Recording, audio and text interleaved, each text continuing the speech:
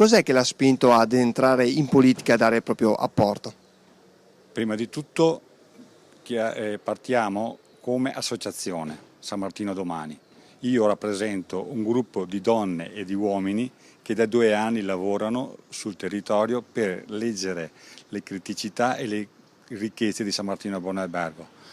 Questo lavoro ha portato alla formazione di una squadra che vuole presentarsi per le prossime amministrative e per portare avanti un progetto, non promesse, per San Martino Buon Albergo. Io sono il risultato finale di questo lavoro, a differenza di altre liste che hanno fatto prima il candidato e poi la squadra. Noi abbiamo ritenuto fondamentale formare prima la squadra.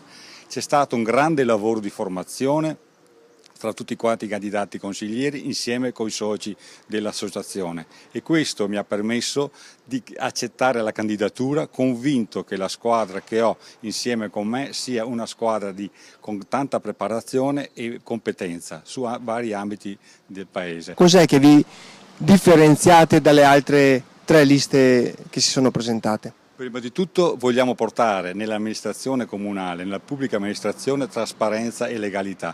Per questo uno dei punti fondamentali del nostro programma è l'adesione ad Avviso Pubblico, che è un'associazione nazionale che mette in rete tutti gli enti locali che vogliono contrastare la criminalità, l'organizzazione mafiose e la corruzione. Noi in campagna elettorale molto sobria abbiamo anche aderito all'appello di Avviso Pubblico per una politica credibile e responsabile, dove io come sindaco ho firmato questo appello dichiarando la nostra intenzione di portare la cultura della legalità nell'amministrazione. Un altro punto fondamentale che ci caratterizza è quello di fare del palazzo comunale un palazzo dei cittadini.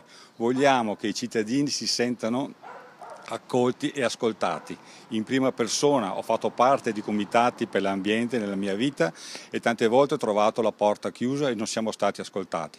Per cui vogliamo che il cittadino che entra in comune si senta accolto, ascoltato e informato. Questo secondo noi è il gradino primo per la partecipazione dei cittadini alla vita comunale, che secondo noi è un aspetto fondamentale. Far partecipare i cittadini alla vita della pubblica amministrazione è una cosa fondamentale, e uno di questi passaggi fondamentali per noi che ci caratterizza è il bilancio partecipativo, una buona pratica che già tanti comuni virtuosi in Italia mettono in essere nella loro amministrazione. Cosa diciamo a questi cittadini di San Martino Buon Albergo? Perché vi devono votare? Perché noi siamo cittadini a chilometro zero, abbiamo dimostrato con 2 anni di lavoro di avere una grande passione per il nostro territorio.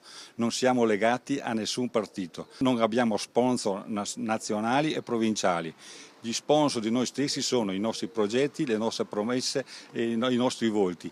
Per cui noi diciamo votateci, votate San Martino Domani, perché è una lista fatta di cittadini come voi cittadini, e insieme sapremo amministrare con competenza e responsabilità il nostro Paese.